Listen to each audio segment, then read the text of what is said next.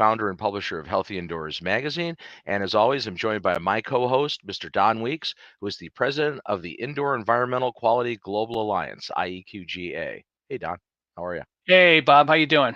It's another day in paradise. Well, you had a paradise down in Natka at New Orleans, so you can't really complain. Yeah, I mean, last week really wasn't a bad week.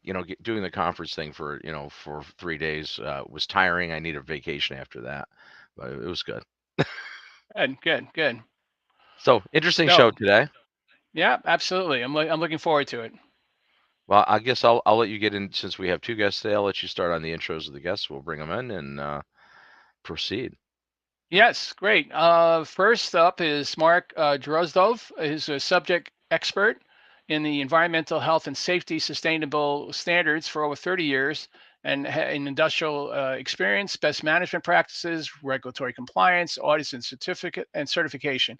He's also a trusted advisor to public and private sector clients and co-founder of Creative Environment Solutions Corp, and that which is now BSI Group. Mr. Drozdov is a university professor at the Cooper Union for the Advancement of Science and Art and Rutgers School of Public Health, Columbia University, Stevens Institute of Technology, NYU, VASA, CUNY Hunter College, and City Colleges. So that's our first guest. Our second guest is Millie Washington, who has been the standards director at the Institute of Inspection, Cleaning, and Restoration Certification, IRCRC, since 2011. Her focus has been to work on strategic growth of IICRC standards while streamlining the standard development process and strategy, maintain ANSI approval for new and revised standards, and work towards an international adoption of IRCRC standards. She's a graduate with a master's degree from George Washington University, Environmental and Research Policy. And she also completed a bachelor's degree in economics from Delhi University in New Delhi, India. So welcome to you both. Thank you, Don. Yes, thank you for having us. Yeah, it's my pleasure, and we're looking forward to discussing a number of items. So, Millie, are you going to be the first one up? I've introduced you to some extent. I wondered if you could also perhaps tell us a little bit more about, with your educational background mainly in economics and environmental and research policy, how did you become interested in occupational environmental health standards?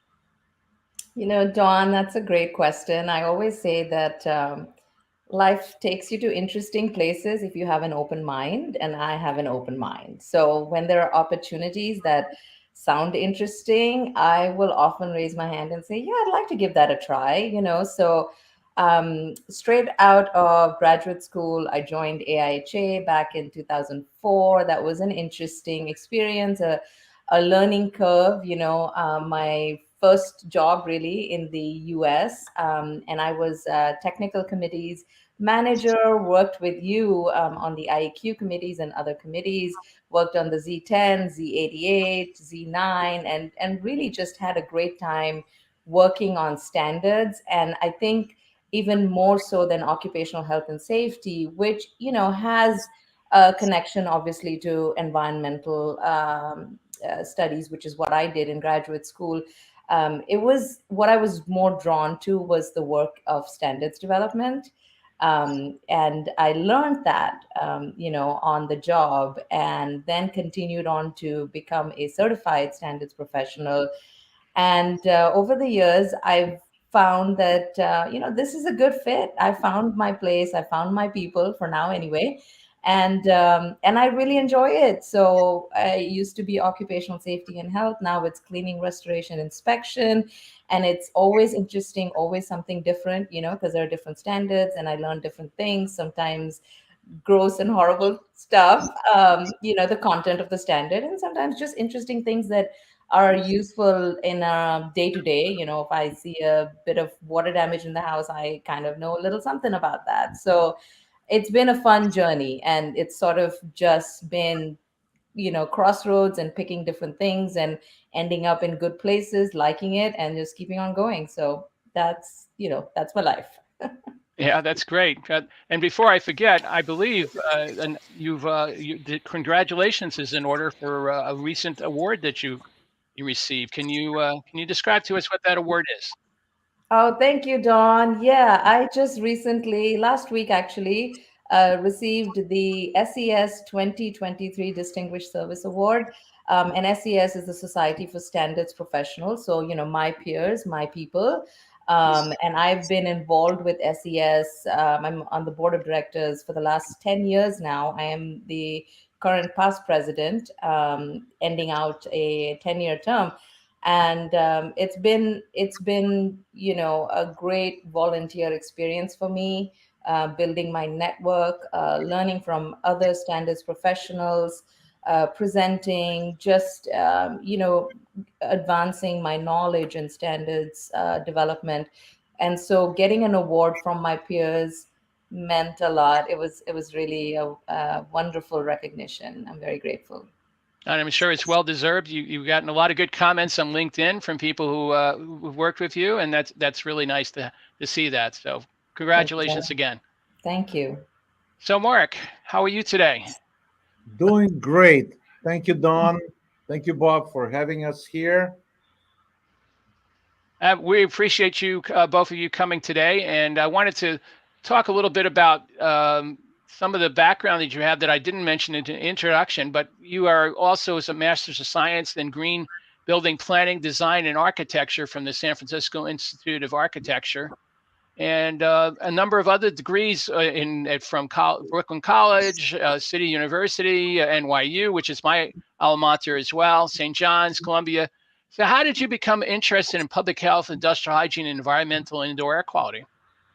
It was quite a journey. When I was going through my undergrad at Brooklyn College here in New York City, I got a job opportunity to work as a junior estimator for what was first a construction demolition firm that ventured into what was the hot and unknown subject matter at the time, asbestos abatement.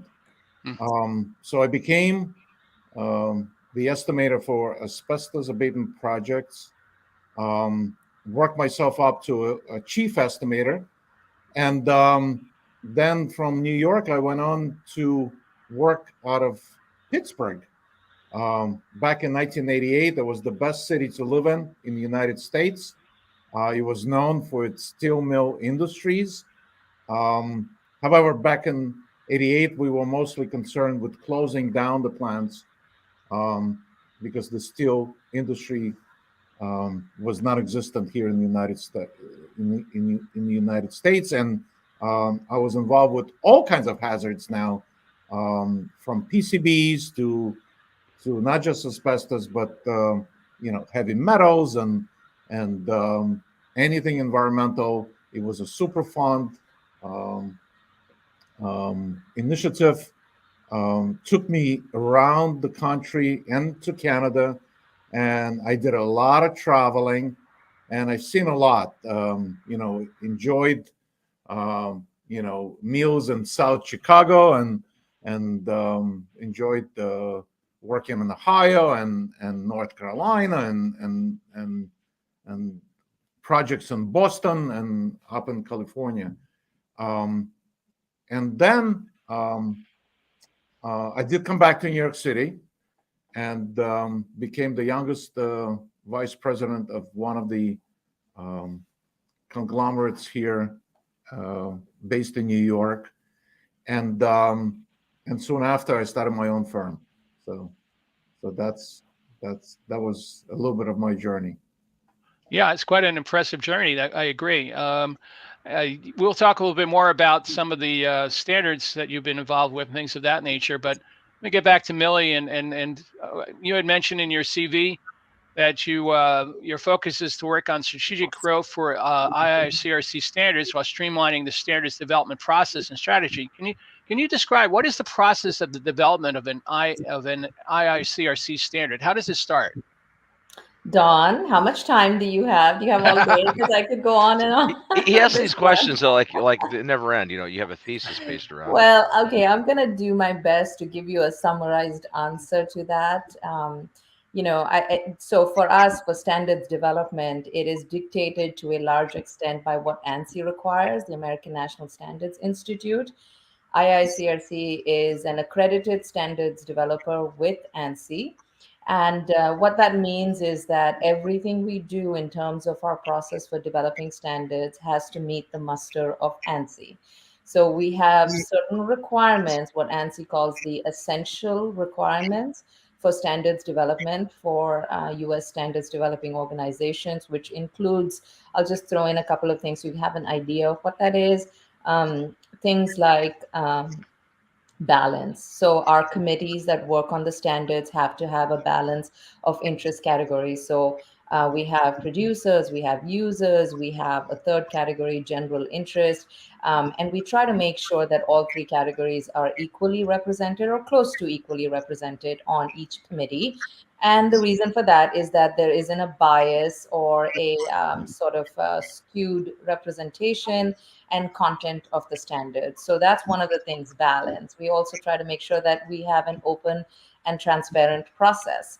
And so we provide notification, notices of any activity that we're taking up in the standards development, whether it's the development of a new standard, the revision of an existing standard, or public review. So we do a 45-day open public review for all of our proposed American national standards, where any stakeholder, anyone with an interest, can download a draft standard and submit comments. And the committee that has put together that draft then has a responsibility, has a requirement to address each public review comment that comes in during that 45-day period. So to answer your question, we put together balanced committees. We accept applications for a fair bit of time. We put together balanced committees. And then these committees work on developing the draft standard in the case of a new standard, or revising an existing standard if it's a revision. Once that committee is satisfied with the content that they've put together, then we initiate the 45-day public review period through ANSI. We do our best to provide notification far and wide to all of our stakeholders, and then and then accept comments for 45 days. And at the same time, the committee also formally votes to approve the draft standard. So at the end of those 45 days, we have sometimes a couple of dozen comments, and sometimes we have thousands of comments. So it really depends on the standard itself, the interest within the industry, and multiple factors. But we get a lot of comments that then have to be addressed by the committees. We call them consensus bodies, because our committees have to have consensus before moving forward on any decision, especially with a draft standard. Now, we do define consensus as 2/3 approval. It is not a unanimous approval, so that tends to be, sometimes misunderstood. It is a 2/3 approval, although I can attest to us having pretty much 100% approval on all of our standards for the last decade almost. So then we have public review that finishes. The committee works on these comments, sends the responses back to the commenter, and then we engage with the commenter if there is a need. If there are any follow-up questions or concerns or objections, the committee then follows up with the commenter. And there are times when we will have up to 5 rounds of public review. It depends on the changes that the committee makes to the draft and whether we need to put it out for a subsequent round of public review. Now, when we finish public review, whether it's 1 round or 5 rounds, and we have no unresolved objectors, and the committee has given, their thumbs up to the standard, and we're ready to proceed, then we still have a few steps. We have to get approval from ANSI, and that approval essentially is of the process that we have undertaken to get to that point.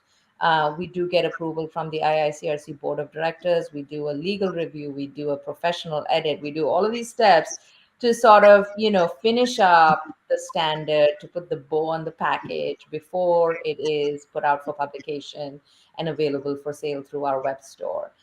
So that was a very simplistic summary. It's a process that sometimes takes multiple years, but it is the ANSI process. It is tedious and cumbersome, but the end product is really a credible standard that is an industry document, an industry standard of care, as we like to call it. that has credibility and wide usage and buy-in from industry stakeholders. Well, I think that was a very good So summary the of what you do. Go ahead, Bob. Go ahead. I was going to say, so the ANSI process, though, I mean, it's very prescriptive on how you have to, methodically go through everything.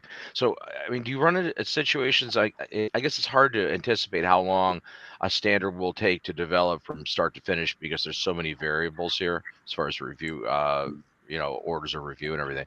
But is it an issue sometimes as far as being able to get comments resolved from, commenters coming in? Because part of the process is you have to due diligence on all of them, right? As part of an ANSI approved Yeah. standard. So Yeah, I mean, so that there's is it seems like that could get cumbersome, maybe, right? If you kind of go back and forth. Yes, Bob, you're right. Cumbersome, I think, is a good word to summarize the process. It can, especially if we have public review commenters who are not very specific in their comments or who are particularly biased in the way that they submit comments. It can get challenging, but I will say that our committees are really exceptionally good at doing their best to address comments, to understand that a public review commenter has the same passion in many cases as the committee members that wrote the standard. And so it behooves us to take the time to understand where they're coming from and kind of see it from their perspective. And in many cases, the public review comments improve our standards. We make changes, we make clarifications, we provide more information, we may add a reference.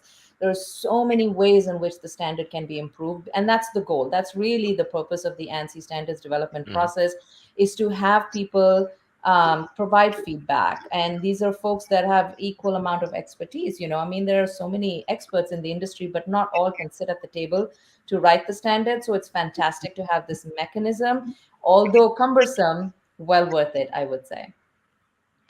So, Millie, you mentioned a number of times committees. How many different committees do you have under IRCRC, and how does one become a member of the committee?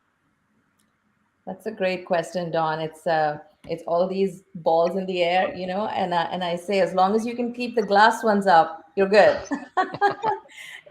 You can drop a couple of plastic ones, but the glass ones must stay up in the air. We have at any given time approximately 20 plus committees working on standards as well as field guides. So we have ANSI standards, and then we have IICRC safety and health field guides. We currently have one for cleaners that is published, and we're working on another field guide for the restorers.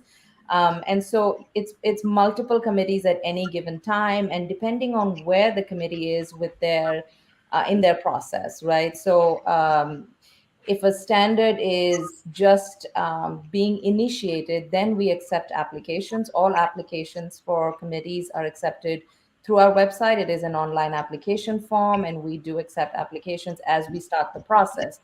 Now, once we get about halfway through the process and we have a good balance and we have a lot of applications, we generally will not accept applications. And so, to give you an example, the S500 water damage standard, we are initiating the revision of that standard. The last one was published in 2021. And Bob, to your question about cumbersome, we do this every 5 years. So not only do we do the whole process, we come back and do it every 5 years so that the standard is current, updated, and there's no, outdated information in it. So, so switching back to the application, so the S500, since we're starting the revision process of a standard that was just published in 2021, we were accepting applications till 5 days ago, till the end of March. And we have, a good bit of applications that have already come in. So we close that out. And then we work on the process of putting together the consensus body or the committee to start working on the revision. So it depends on the time, what we're working on and what's available. We try to provide notice for that, and it's always on our website, the committees that we're accepting applications for. Thanks. That's great. Back to you, Mark. I mean, how did you get interested in IICRC and and standards in general? What was your thoughts when you started to learn more about IICRC as to how you would fit in? Great question. So when New York State ventured into licensing mold assessors and remediators, my firm that was doing what I call the PALMs, the PCBs, asbestos, lead, mold, and silica safety projects, we applied to New York State Department of Labor for the licensure. And in reviewing the application, I knew what EPA was. I knew what OSHA was. I'm an OSHA authorized instructor. I'm an EPA approved instructor. And then there was this organization called IICRC that I didn't really know much about. So I did the research. I reached out to the organization, and I'm proud to say that now this is my second term on the board of directors. Recently elected second vice president. I am vice chair of the what we call the S410 to be the infection control standard. I also am a consensus board or committee member of the S530, which is the mold assessment standard for commercial properties. And I am also part of the field guide, the health and safety field guide for the restorers. And it's a very exciting, to be talking to your peers, arguing various topics. Yeah, I'm really happy that I was able to get involved with IICRC, learn a ton, and continue learning. Great. That's terrific. Millie, I understand you have a couple of slides that you wanted to share with us. If you want to go ahead and do that, we can take a look at them right now. Yeah, absolutely. I'm just going to skip through this since we've already done introductions. Just wanted to touch on a couple of things so that, we're conveying some information that we think might be useful. Just a little background on IICRC. We have multiple, things that we cover as professional development. We do have standards, which we'll talk about a little bit more. We have certifications, of course, that are provided to our certified firms, our technicians, and then just a little bit on our certified firms. We have firms all over the US, Canada, Japan, Australia, New Zealand, and so really, really quite global in our reach, and the same thing for our standards. I do want to mention that two of our standards, the water damage standard and mold remediation standards, are being adopted by Standards Australia. So that's a very exciting thing for us. We're looking forward to more international adoption of our standards. And then I'm just going to kind of give you just a quick overview of our standards development history. We were accredited by ANSI in 2005. So prior to 2005, any standards that IICRC published were simply IICRC standards. They were just, they didn't have that accreditation and approval from ANSI. And then currently, of course, we have so many, and the list keeps going up, and I'll touch on some of them and answer any questions that you may have. But then on the right-hand side, you can see our very first standard that was published in November of 1991, and that's the S100, what we call S100 now. And you'll see it says IICUC. So, a lot has changed, and a lot for the better. So it's exciting. And as you can see, this slide shows you a little bit. I know it's too small to read, but you kind of get an idea of the number of standards that we're working on. So anything that has ANSI in the title is an ANSI approved American National Standard, and anything with BSR in the title, BSR stands for the Board of Standards Review at ANSI. And so anything with BSR means that that standard is being developed as an American national standard. So once we're completed with that, it will be published as an ANS. So we stay very busy, very engaged. We have approximately 200 volunteers who work on our standards committees. And, 95% of the work that we do is remote. We do all our meetings virtually. And then we meet once a year in our standards summit. for in-person meetings and networking and just a good time. So just going back on my slide, I'm not sure if you can see my slide. Okay, there we go. Just a little bit about the the approval process within ANSI. I mentioned the essential requirements, things like openness, notification, balance, a lack of dominance on our committees, consensus. I've sort of touched on most of those items. Those are things that are the pillars of the ANSI standards development process and the requirements that ANSI holds us to. As an accredited standards developer, we do get checked. We have audits every few years or so. ANSI does an online audit, a virtual audit, and checks every little detail. If the standards development process is cumbersome, but the audit is quite frankly scary. At any rate, it's something that's how ANSI ensures compliance with their requirements, and so we intend to continue with that. We think that the benefits are tremendous. And it's important to IICRC to provide the standards for the industry, and so we continue to go down that path. We do provide our procedures to ANSI, and those are reviewed and approved on a regular basis, and then we get accredited and re-accredited from time to time based on changes to process, based on audits, and things like that. So just a little bit of a overview of the oversight that ANSI has on the standards developer. Excuse me. So this slide, I just kind of wanted to talk a little bit about the idea of standard of care. I mentioned that we think of our standards as standard of care. So we have different categories here. There's the idea of a best practice. What is the best way to do a particular thing? What is the, state of the art, fantastic way to get something done?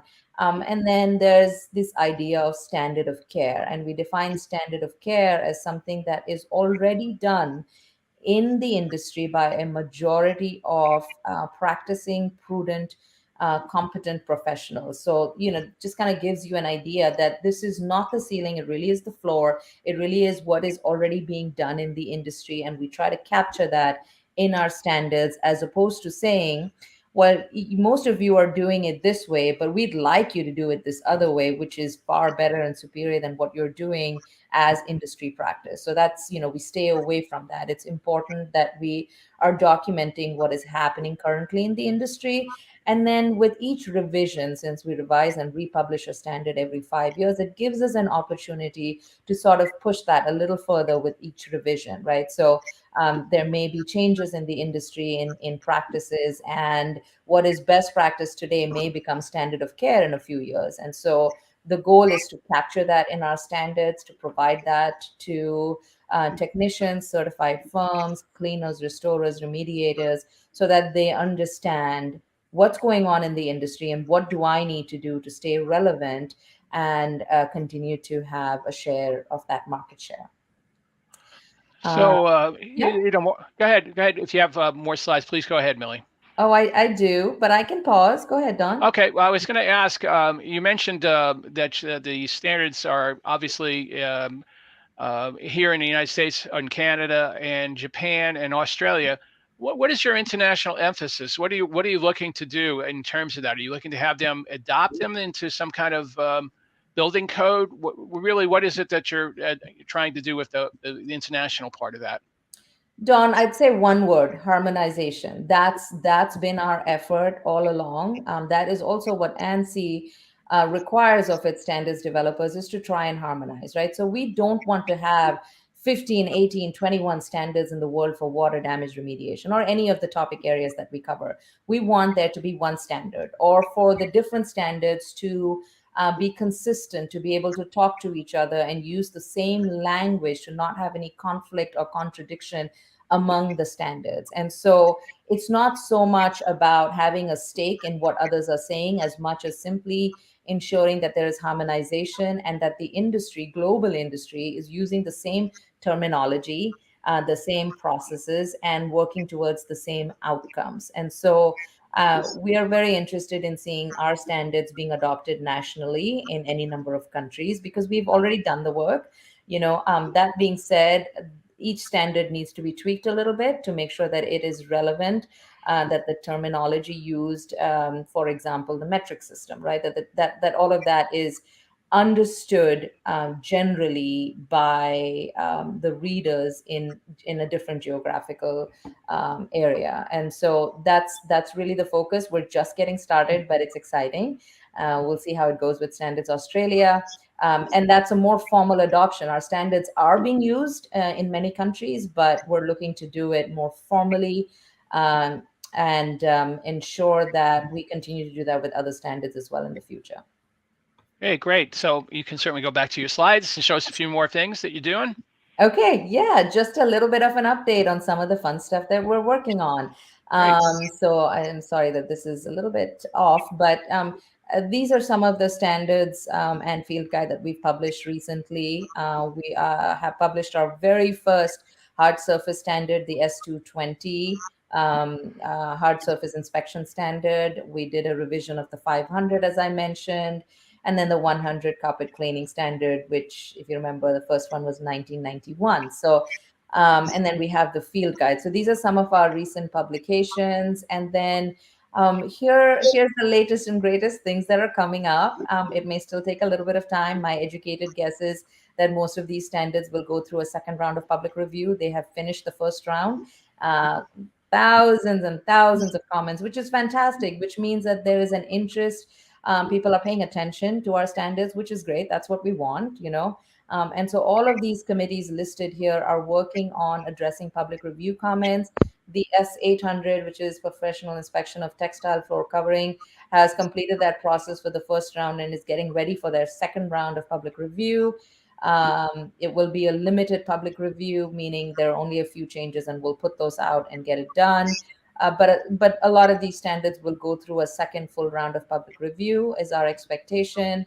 And, we inch towards the finish line. But those were all open for public review. So you could have downloaded and submitted comments during those time periods. And when they're put out for a second round, that will apply again. Just a little on some of the newer standards that are in development. We're not quite close to publication or even public review for these standards, but this just kind of gives you an idea of what's coming down the pipeline. We have expanded our standards program considerably, so a lot of these names may be new. And there's more inspection standards, more hard surface standards, more assessment standards. So some interesting things. I'm not going to read all of it because you can see it, but there's information on this and much more on our website, iicrc.org/standards. It'll always list what's going on, what the scope of the standard is, and kind of where they are in the process. And just a couple of last slides from me, just sort of a petition to everyone to be involved. If you've never participated in the standards development process, do consider it. We hear often from committee members that it is such a learning experience. It's fun. It's very different from what they expected. It is a big commitment, of course, of time, which is why I list certain other ways in which you can get involved, right? You can be a voting member and devote the time and effort required for that. Or you can be a non-voting member and sort of help us with reviewing the document. Or you can, just be a public review commenter. You can submit a comment and have a voice in that standard. So, in standards development, we have a saying that if you're not at the table, you may be on the menu, and you don't want that. You want to be at the table. You want to be part of that process of, what goes in the standard and providing input and stakeholdership to that process. I think it's important to know what's coming as opposed to be on the receiving end of it without having any input in it. So, if you're not at the table, you may lose out. And then I just have little information on our subscription. We do have a standard subscription, which is sort of the best thing that we have in the standards world, where you get access to all of our standards online. And as they get revised and republished, you have access to everything. So I just kind of wanted to share that because I think this is the latest and greatest with everything. You can search it, you can copy paste, you can share it. Depending on where you are, if you're on the field, if you need to share it with an insurance adjuster, there's a lot of applicability and practicality to it.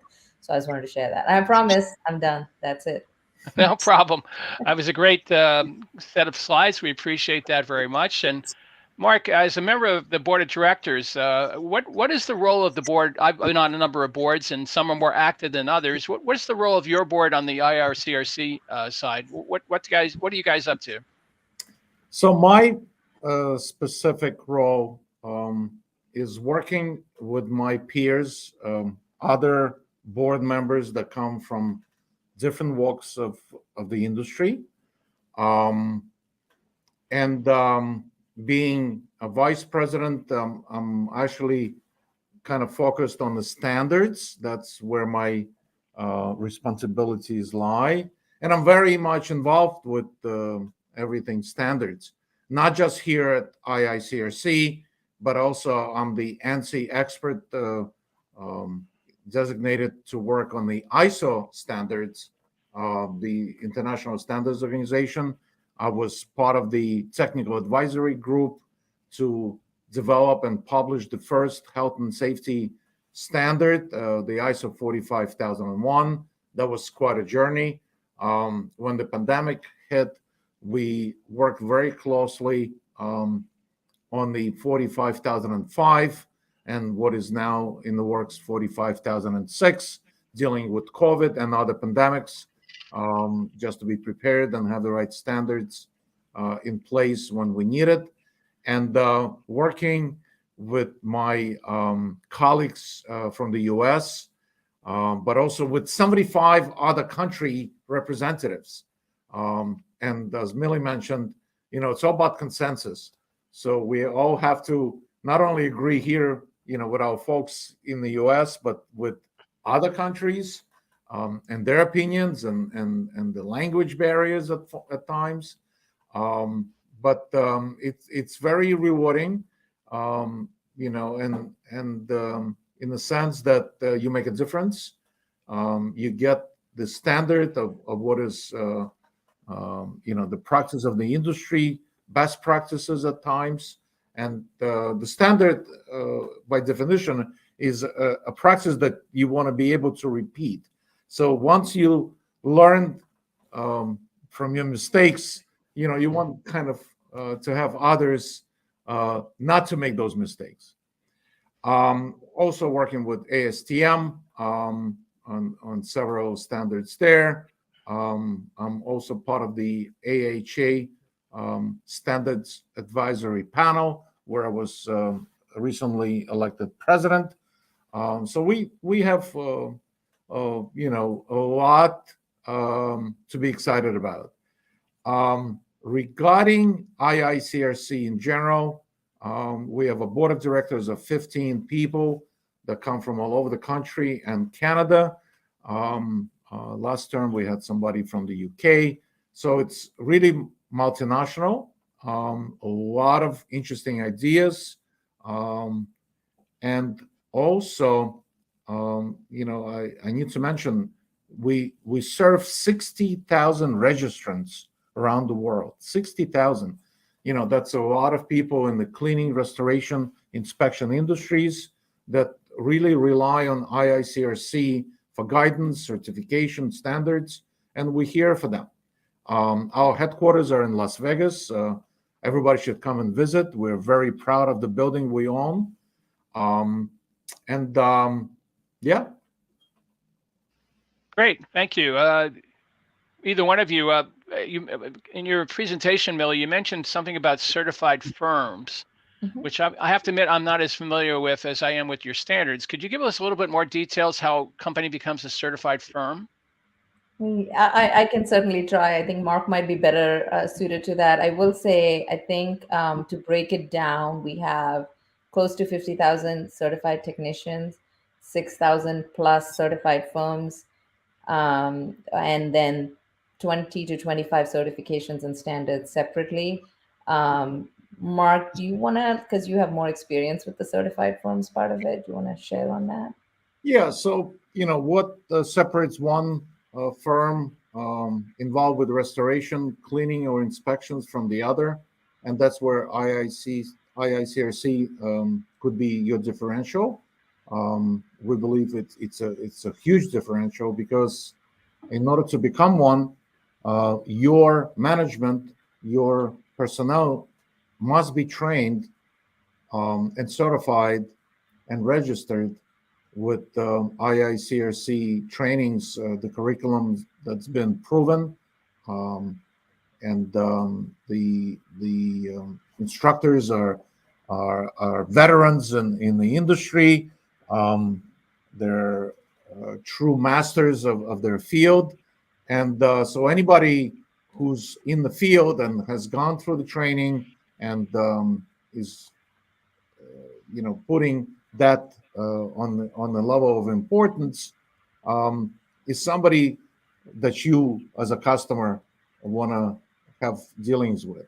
When you see that IICRC logo, you know that behind it there's training, there's certification, there's maintaining the standards, relying on the best practices, and upstanding in ethics, and really somebody you want to do business with. In regards to our other initiatives, we provide certified training webinars all the time. I recently presented, and it's my pleasure to teach what I know. And there are companies out there that are, why can we venture into this field, and what is that all about, and grow. So to help them grow is really very rewarding. I don't know if I can get to my slides. I want to kind of share a few things that. Go ahead. Well, I'm sure we can work that out with you and Millie.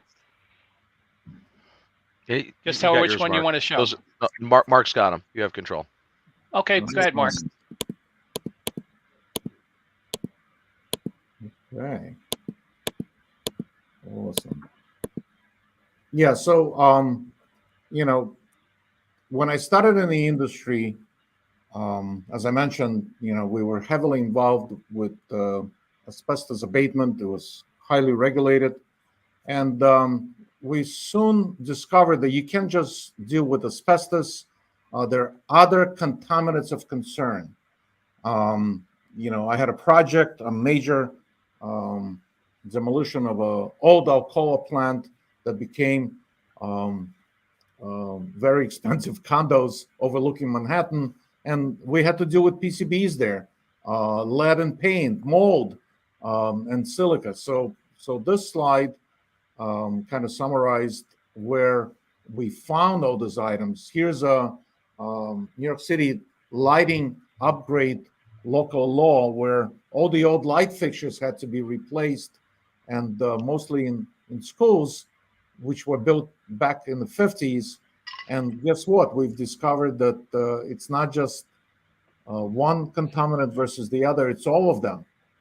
You see your PCB ballast, you see your asbestos braided electrical wire insulation. You see all of the concerns pertaining to fluorescent light bulbs and mercury vapor and silica in the concrete and so on. You need to be able to deal with this. So how do you get there? How do you keep your people and the public safe? And just because you're dealing with one item, you should not forget about the other. And this is where I came up with this acronym of PALMS.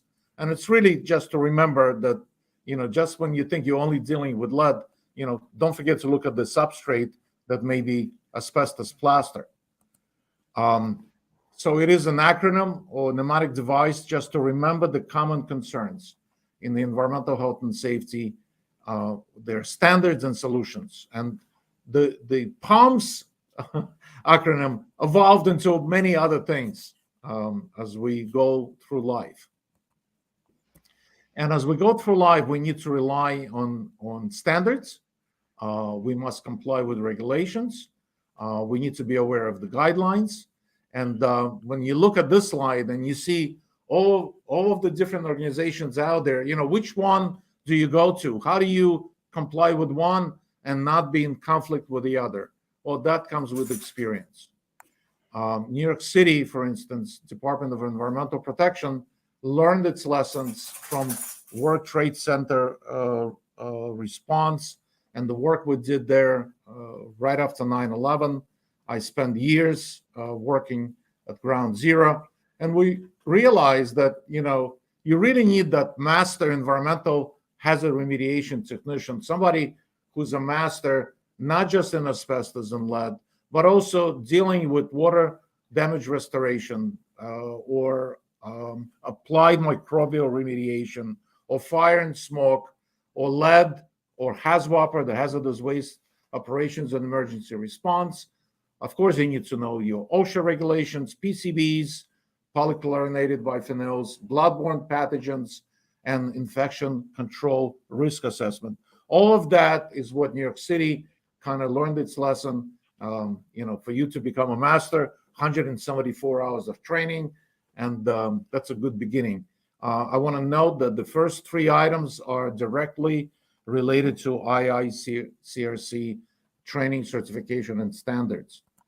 So if anybody here has questions or want to be involved, as Millie said, you want to be at the table, you want to be in the room when it happens, IICRC provides that opportunity. Quoting Hamilton there, Mark, aren't you? Which is perfectly fine. I'm proud that my youngest son went to the same university as Lin-Manuel Miranda. So, all of these Broadway, quotes, I hear them daily from my youngest son. Oh, that's great. That's great. One thing I didn't mention, Don, that IICRC is also a board member of your organization where you're president, the Global Alliance of Indoor Environmental Quality. Those meetings with our colleagues from around the world are very enlightening. And Don, you're doing a great job there as president. Well, thank you. I appreciate that. So back to Millie. You also are on a board too, board of directors of the Society for Standards Professionals, SES. And you've served in that since 2013. You're certified as by SES as a certified standards professional. What is the process of becoming a certified standards professional? So, Don, there are actually two levels of certification that SES offers. One is called the associate level, associate standards professional, and then the next one is, what I have, which is the certified standards professional. The introductory one is more of a fundamental knowledge, of standards and their application, whereas the certified standards professional is more in-depth knowledge of principles, techniques, effects of standardization, things like that. And the path to that standardization is certainly some years in the industry for sure, having attended certain courses from ANSI, from SES. There's testing involved in it. There's a requirement to write a paper, make a presentation. There's some options there, but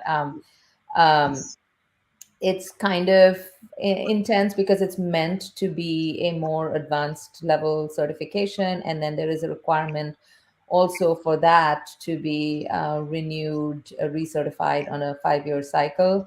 And so I think I'm coming up on my 5 years, but it's been fun even just getting to that point. I think for those of us who are in the standards development world, it's great to have that certification because it helps us to stand apart.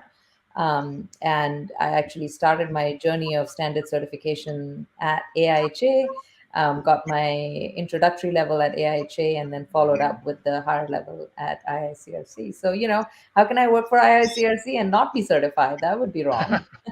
I would say that's true. I'm glad that you are certified. And do you have an idea of how many number of people are at that level at this point?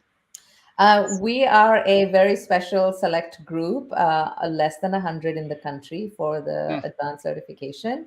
But we're promoting it more and more because, because we're a niche group in any case, standards professionals, probably a couple of thousand that work as standards professionals, but really those who serve on our technical committees are also standards professionals. So, there is an interest and a focus on trying to broaden how we define standards professional, and therefore how more people really should be certified, because it's a process of ongoing education, professional development. And, I don't think there's anyone in the industry or even on our committees who would not benefit from it. So we're hoping that number goes up a lot. That's great. Yeah, I'm sure it will as people become more familiar with it. Right now, I would say that it's not as familiar as you would like it to be. So we're running down on time, and I'm going to give both of you one last question, and it's the same, which is basically, where do you expect that IICRC will be in 5 years? So I'll start with Mark. So working on the standards, and Millie had shown you over 20 different standards that we're involved in. And we're not stopping there. Every time there's something new that people are very interested in, they are searching for a way to rely on the standard. As I mentioned, I'm a vice chair of the infection control standard, which started way before the pandemic, by the way. Dealing with infection cleaning associated with commercial structures and properties. How to deal with that really is there's a gap of information that we're trying to fill. So 5 years from now, we could be working on other things. I'm very excited to also be part of the S530 for the mold assessment, which is very new. And the field guide, fills in those voids that are necessary for all of us to be safe in the field. For all of the technicians, for all of the remediators and cleaners that are out there, just to make sure that we don't make those mistakes that could be avoided, could have devastating repercussions on your health and safety. So we have a very passionate leadership at the field guide. They're like a sponge. They where else can we get a new piece of information worldwide? And it's quite exciting. Thanks, Mark. Millie, where do you think on the standard side, where do you think the IICRC will be in 5 years?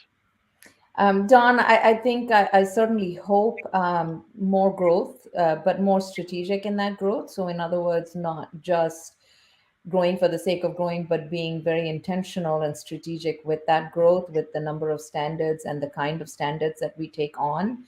We have been growing over the last decade. We've gone from just a handful of standards to almost 5 times as many. So I see definitely a continuation down that path. Hopefully, more of our standards being internationally adopted, because that makes our job so much easier when all of our constituents are following exactly the same standards and requirements. And then, I think just down the line seeing more sort of acceptance of these newer standards that we are getting ready to publish. Typically, a standard will take a couple of rounds of revisions before it is fully embedded into the industry. And so I'm really keen on seeing that, to see our new fire standards and, mold assessment, as Mark mentioned, to see them completed, published, and being used widely within the industry and being accepted within the insurance realm. And also, you know, you got to dream big. And so also my dream would be to see them referenced more in regulation, to see them quoted and just included in regulation, whether it's state or federal. We'd like to see that very much with our standards.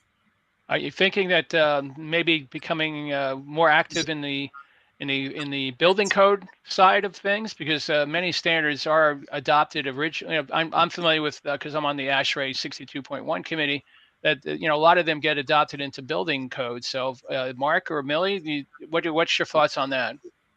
Well, as I mentioned to you in the very beginning, how I came across IICRC was from the regulations, from the mold law that was initiated here in New York State.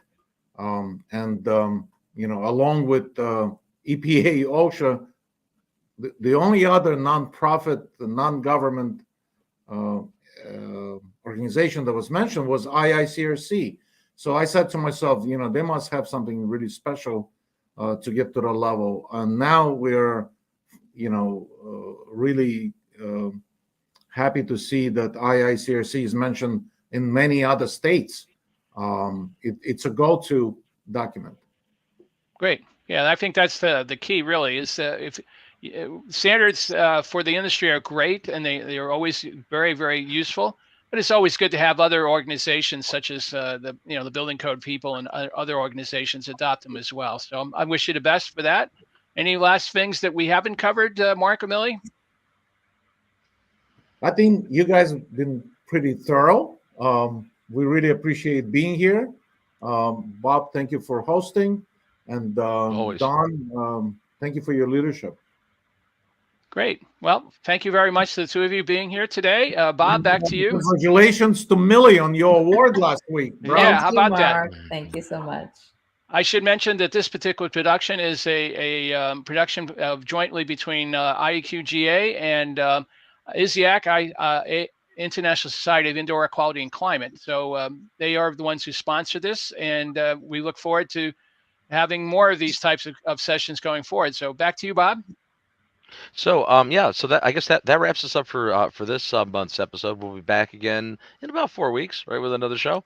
We come out every 3 to 5 weeks is when you'll see us. And again, the show runs at various times, but it's always available at the Healthy Indoors Online Global Community Platform. It's available free to everybody worldwide. So that's global.healthyindoors.com is where you can find it. Throw that up there.